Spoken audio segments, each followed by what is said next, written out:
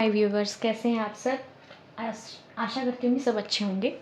आज जो हम टॉपिक पढ़ने वाले हैं बहुत इजी टॉपिक है, डाटा कलेक्शन मेथड्स के बारे में है। अब क्या होता है, डाटा कलेक्शन मेथड्स कौन से हैं, स्टार्ट करते हैं। In scientific research work data are collected only from personal experimental study, that is primary data is used. अगर आप कोई भी रिसर्च वर्क परफॉर्म करते हो, क्लियर, अगर आप लैब में कोई भी रिसर्च वर्क परफॉर्म कर रहे हो,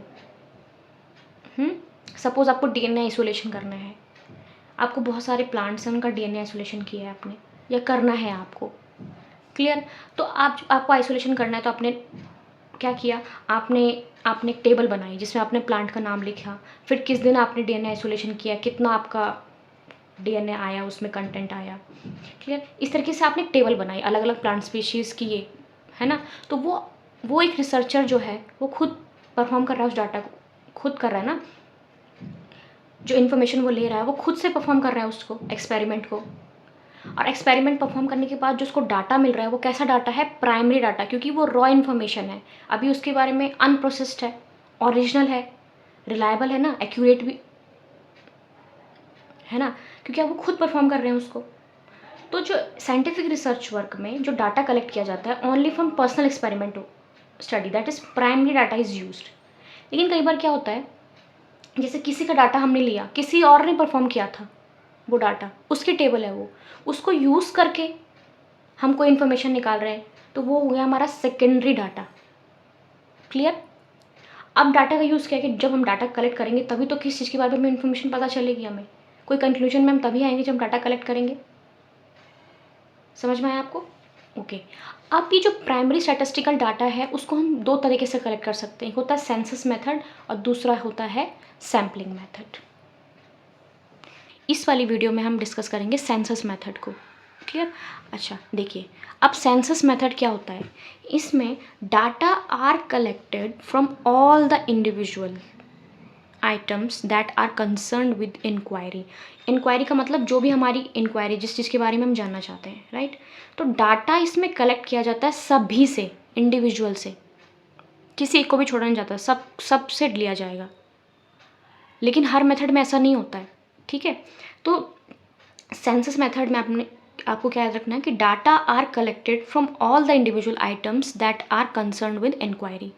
इसका एग्जाम्पल देखो, suppose if we want to study the level of income of the parents of all the 600 students studying in the central school, suppose कोई स्कूल है, उसमें हम जानना चाहते हैं कि इनकम कितनी है पेरेंट्स की, जितने भी 600 स्टूडेंट हैं उनकी पेरेंट्स की इनकम कितनी है, clear. To determine their economic status, हमें जानना है कि वो किस स्टेटस से बिलोंग करेंगे, मतलब अपर स्टेटस होगा, किस स्टेटस में आएंगे, उन्होंने सब जैसे क्राइटेरिया डिस्कस करते हैं ना। रिजर्वेशन के केस में भी आप देखोगे कि इतने की इनकम के ऊपर आ जाते हैं, जनरल, ओबीसी होते हैं ना, ऐसे AWS बन जाता है ना, creamy layer, non creamy layer होते हैं। तो इसी तरीके से अगर हम जानना चाहते हैं, if you want to study the level of income of the parents of all the 600 students studying in the central school to determine their economic status जानना चाहते हैं, बिलो पॉवर्टी, अबव पॉवर्टी, जो भी है, clear. So we have to make use of all 600 observation, हमें पूरी 600 की 600 observation लेनी ही पड़ेंगी, हम किसी एक को भी मिस नहीं कर सकते इसमें, क्लियर। अब है एडवांटेज ऑफ सेंसस मेथड। इस सेंसस मेथड का एडवांटेजेस क्या है, पहला तो क्या होगा, data are more representative and true, जब सबसे डाटा लेंगे तो वही पूरा रिप्रेजेंट करेगा, ट्रू होगा।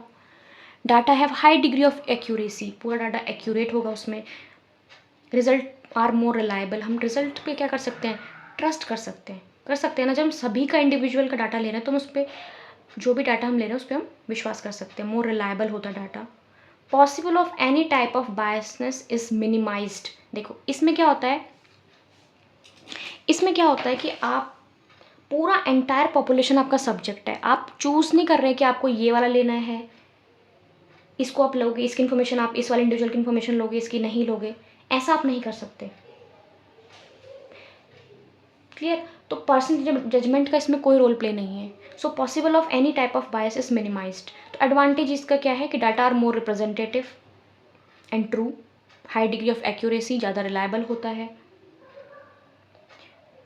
और possible of any type of bias is minimised. अब इसके डिसएडवांटेजेस क्या हैं? देखो, बहुत नॉर्मल है, less economical as it consume. अब अगर आपको एक इंडिविजुअल का डाटा लेना है तो आपको टाइम तो देना पड़ेगा, तो ज़्यादा टाइम कंज्यूमिंग है। More energy and more expenditure, तो खर्चा होगा ही, टाइम भी लगेगी, एनर्जी भी लगेगी। देखो, जैसे एग्जांपल मैं लेते हैं, इंडिया की बात करते हैं, भारत में रहते हैं ना, ठीक है, तो इंडिया की बात कर लेते हैं। इंडिया का जो भी लास्ट सेंसस हुआ था वो 2011 में हुआ था, जिसमें पॉपुलेशन आई हमारी 1.2 बिलियन पॉपुलेशन है। तो हमें हर एक इंडिविजुअल के पास गए थे, उनके बारे में उनकी इन्फॉर्मेशन जानते हैं कि कौन से, लाइक वो कहाँ से हैं, उनका घर में कितने लोग हैं, सारी इन्फॉर्मेशन हर एक इंडिविजुअल की, हर एक घर जाके सबके सारी इन्फॉर्मेशन ली जाती है। तो किसी को इस टाइप पे किसी टाइप का बायसनेस नहीं होता इसमें। आप सोचो कितने स्टेट्स हैं और कितने बड़े बड़े स्टेट्स भी हैं, और एक जगह से दूसरी जगह जाने में अगर कोई ऑफिसर है जो भी जिसकी ड्यूटी लगी है, जो डाटा कलेक्ट करेगा, तो उसको जाने में टाइम तो लगेगा ना, ज़्यादा एनर्जी भी खर्चा भी होगा, है ना। दूसरी चीज़, it require organisational skill and large number of investigator. अब एक तो कर नहीं सकता, इसलिए तो जिसको पता होगा स्किल होनी चाहिए ना सारी इन्फॉर्मेशन लेने के लिए, जो भी चीज़ें हैं, तो it require organisational skill and large number of investigators चाहिए। दूसरा, it can not be apply to all the situations. अब ये नहीं कि हम सेंसस मेथड जो है वो हर सिचुएशन पे अप्लाई कर दें। जैसे अगर हमें ब्लड सेल काउंट डिटरमाइन करना है, ब्लड सेल काउंट करने हमें, तो ये पॉसिबल नहीं है कि हम सारा होल जितना ब्लड है उसमें ब्लड सेल काउंट करें। ब्लड सेल हम काउंट कर सकते हैं, पॉसिबल, लेकिन पूरी बॉडी का अगर हमें होल ब्लड सेल काउंट करना है तो ये थोड़ा पॉसिबल नहीं है। तो सभी सिचुएशंस में ये अप्लाई नहीं होगा। ओके, तो इंडिया में 2011 में सेंसस हुआ था।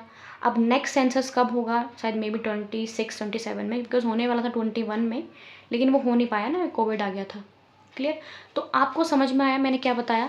सेंसस मेथड क्या होता है? इसमें डाटा को, एक तो पहले बताया मैंने, दो टाइप के डाटा, आप प्राइमरी स्टैटिस्टिकल डाटा को दो तरीके से कलेक्ट कर सकते हैं, एक सेंसस मेथड, एक सैम्पलिंग मेथड है। सेंसस मेथड में हम डाटा कलेक्ट करेंगे from all the individual item, सब से that are concerned with inquiry. ये फिर आपको एग्जांपल दिया मैंने, सपोज हमें पेरेंट्स की इनकम जाननी है, 600 स्टूडेंट्स जो स्टडी कर रहे हैं उनका इकोनॉमिक स्टेटस जानने के लिए, तो हमें 600 पेरेंट्स से ही पूछना पड़ेगा, 600 स्टूडेंट से पूछना पड़ेगा या पेरेंट्स से, इनको सब ऐसा नहीं किसी को छोड़ देंगे। क्लियर? एडवांटेज बताए थे कि representative, true, high degree of accuracy होती है, रिजल्ट पे हम, रिजल्ट आर ट्रस्ट वर्दी, इसमें हम ट्रस्ट कर सकते हैं ना, सबका ले रहे हैं।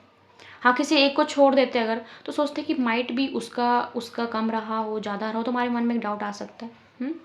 Possible of any type of biases minimised, सबका ले रहे हैं तो बाइसनेस की तो पॉसिबिलिटी मिनिमाइज हो जाती है। डिसएडवांटेज, इकोनॉमिकल, कंज्यूम ज़्यादा टाइम करता है, ज़्यादा एनर्जी, ज़्यादा expenditure, require organizational skills and large number of investigator, and दूसरा, it can not be apply to all the situations. ये आपको समझ में आया कि डाटा कलेक्शन मेथड में मैंने क्या बताया? पहला सेंसस मेथड। अब नेक्स्ट वीडियो में बताऊंगी आपको सैम्पलिंग मेथड की। आई होप आपको समझ में आई होगी। वीडियो छोटी सी वीडियो है, इसलिए मैंने ज़्यादा लंबी वीडियो नहीं बनाई। अगर आपको समझ में आई हो वीडियो तो प्लीज़ लाइक का बटन दबा दीजिएगा, ये वो थोड़ा मोटिवेट करता है। और आप अगर कोई वीडियो चाहते हैं जिसमें टॉपिक में बनाऊँ तो प्लीज़ सजेस्ट करिए, अगर मेरे से हुआ तो मैं पॉसिबल उसकी वीडियो बनाने की पूरी कोशिश करूँगी। Thank you so much for watching my video. Have a good day.